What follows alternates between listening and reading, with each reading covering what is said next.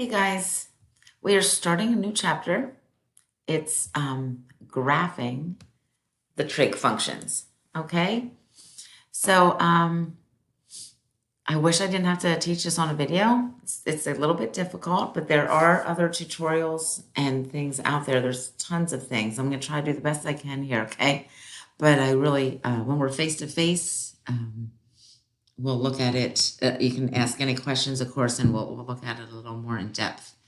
But basically, there are a lot of things in real life that follow this cyclical, periodic type pattern. Okay, things like tides, phases of the moon, hours of daylight. They all can be modeled by a sine or a cosine function because of the way that they're periodic. Okay, a heartbeat, those kinds of things. All right. So we're going to look at, and of course it only works though when we measure theta in radians, which that's kind of was the focus of chapter 3. Okay, so let's think about y equals sine x. And notice my x-axis here, okay, which you have, I have on your notes there. This is still going by real numbers, okay, pi over 2, as we saw on the calculator. Pi over 2 is about 1.5, right? 1.57. Pi is about 3.14. These are still numbers. I mean, I could put the real numbers on here as well.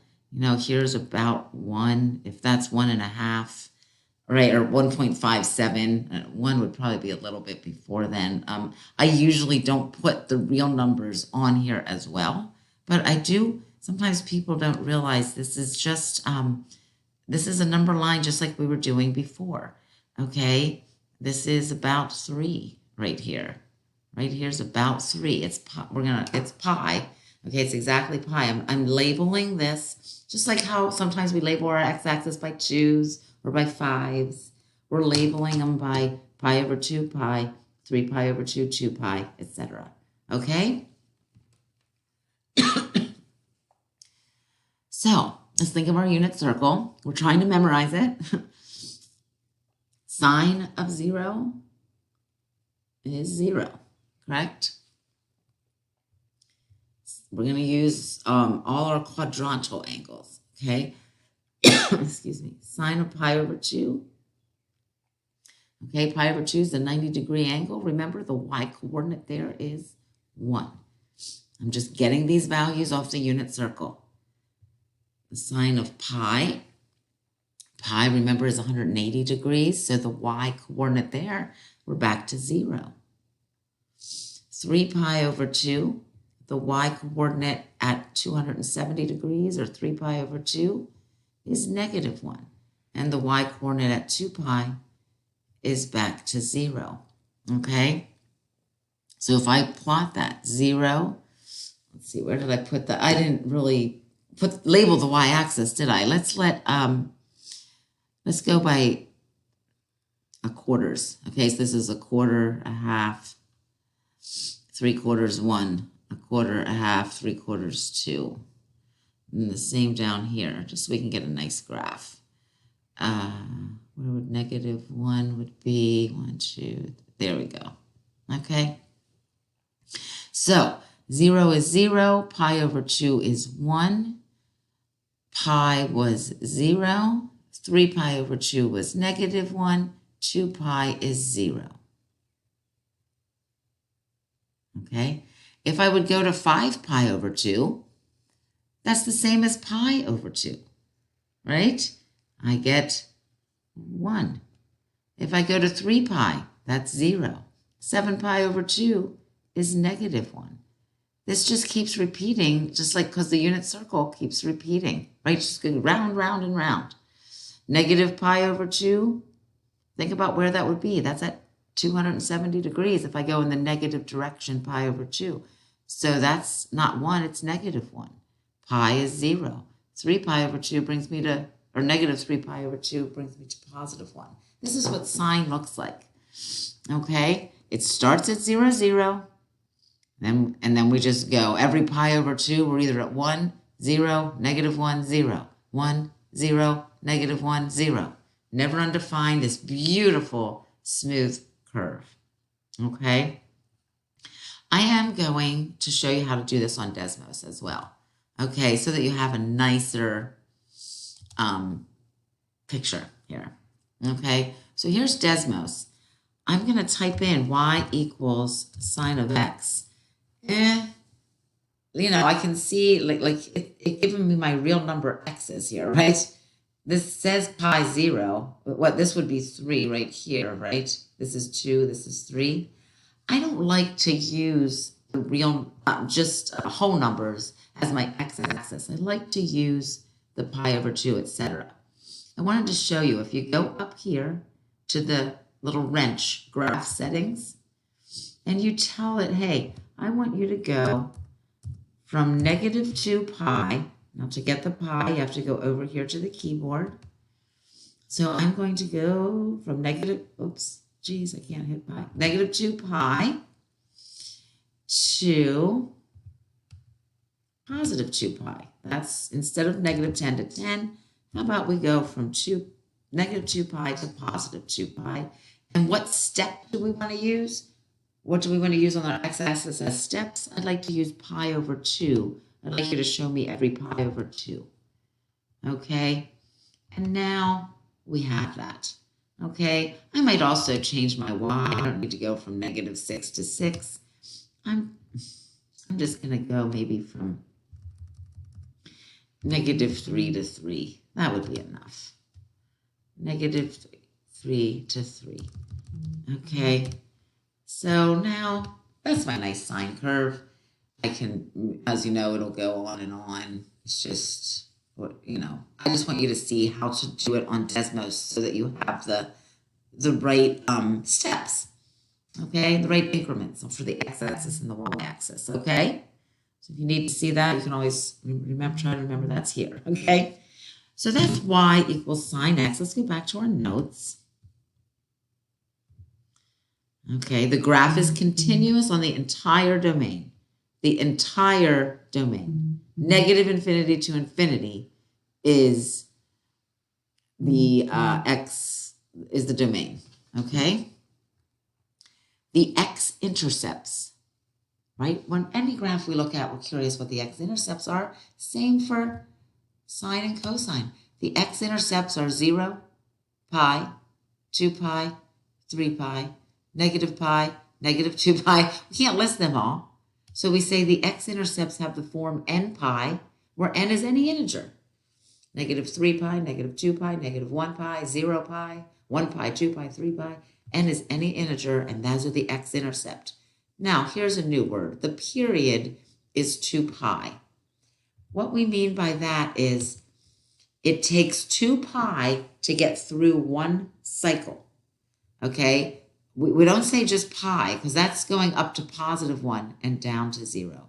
We include going to negative 1 and down to 0. Right here's what repeats, okay? 0, 1, 0, negative 1, 0. And now it's going to repeat again. 0, 1, 0, negative 1, 0. Okay, it doesn't just repeat here, boop, boop, boop, okay? It goes, this is the period, 0 to 2 pi. A period means what's the part of the graph that's going to keep repeating. And that's what keeps repeating, okay? That's what period means. The period of sine is 2 pi. The graph is symmetric with respect to the origin. So sine is actually an odd function. The sine of negative x is the same as the opposite of the sine of x. That's huge, guys, to try to understand.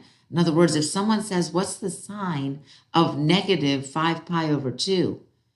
I know it's the opposite of whatever the sine of 5 pi over 2 is. So the sine of 5 pi over 2 is 1. I know the sine of negative 5 pi over 2 is negative 1. Okay, because it's symmetric across the origin. Right? Sine is an odd function.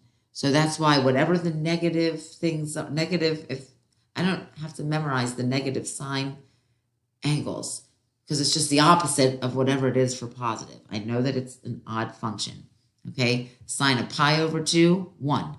Sine of negative pi over 2, negative 1. Okay, they're the opposite of whatever is here. 3 pi over 2 is negative 1. So the sine of negative 3 pi over 2 is positive 1. They're opposites, always. Okay? The amplitude is 1. Amplitude is the distance from the horizontal to the highest y value.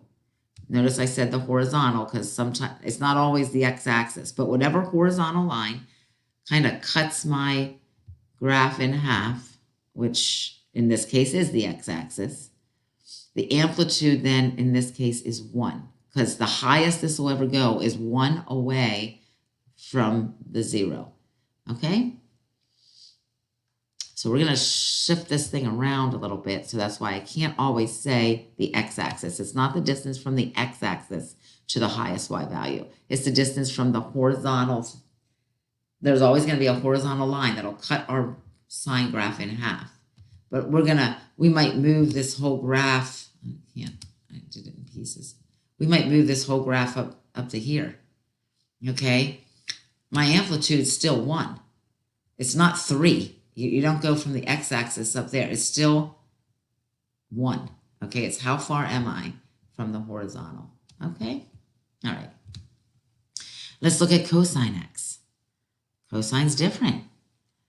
Okay, think about what the x-coordinate is when I'm at 0 on the unit circle. The x-coordinate was 1, right? I start over here at 1, 0. So 0 puts me to 1. Okay, I'm going to go by halves here again. Pi over 2. Let's see, that's at 90 degrees. At 90 degrees, if I was going to plot this point, it would be 0, whatever, right? On here, the x-coordinate is 0. So again, that's my, that's what the cosine of pi over 2 is, 0. Pi over 2 gives me 0. Pi, well, that's over at 180 degrees, and the x-coordinate there is -1. All right, and we're trying to memorize this. Oh, sugars. Sorry, we're trying to memorize this, so sorry, I can't quite get that to go away. All right, keep going. You can do that. I'm going to cut that. Please go away. And then we go to 3 pi over 2, and we get 0 again. And then we go to 2 pi, which is 1. And it keeps repeating. And it repeats this way.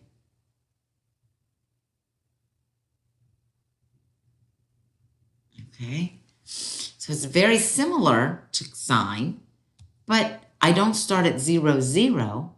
I start at 0, 1, and then kind of repeat this pattern. Okay, and again, you can do that on Desmos, no problem. I have no problem with you doing it on Desmos. Go ahead and, then you can see it a little nicer than my yucky one. Here you go. Y equals cosine x is started at 0, 1, pi over 2, 0, pi -1, etc. Okay, we realize that the graph is continuous over the entire domain. The x-intercepts have x values in the form, the x-intercepts are different, right? It's every odd pi over 2, pi over 2, 3 pi over 2, 5 pi over 2. Those are my x-intercepts. So 2n plus 1 is always an odd number because 2n would be even. 2 times everything's even. Plus 1, that makes it odd. So we always use 2n plus 1 to represent an odd number. Okay, the period's still 2 pi, and the graph is symmetric this time with the y-axis. So cosine is an even function. The amplitude is still 1. By even, I mean the cosine of pi is exactly the same as the cosine of negative pi. They're both -1. The cosine of 2 pi and -2 pi are both 1.